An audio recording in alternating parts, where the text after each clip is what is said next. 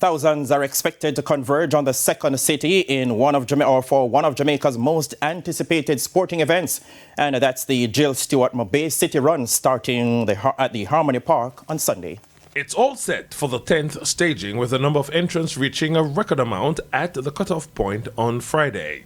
Last year, the event attracted 7,000 participants, but judging from the entries, there could be more than 10,000 this year. As a result, the organizers are working overtime to ensure that everything falls in place for what will be a special event come Sunday.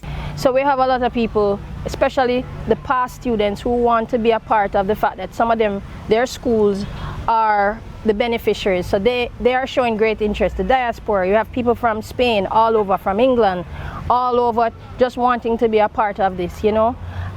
It is something, as I said, we're looking forward to, especially coming from the horrible hurricane that really devastated the West. It is just, I can't even explain the overwhelming feeling, you know.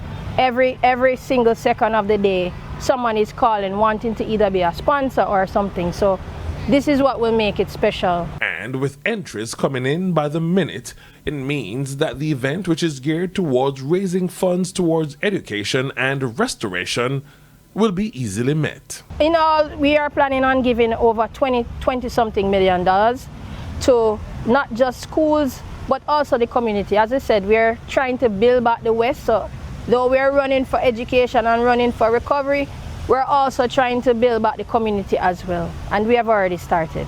And the champions of last year will be back to defend their titles. Yes, we have the 2024 champion, Kemar Leslie, will be back.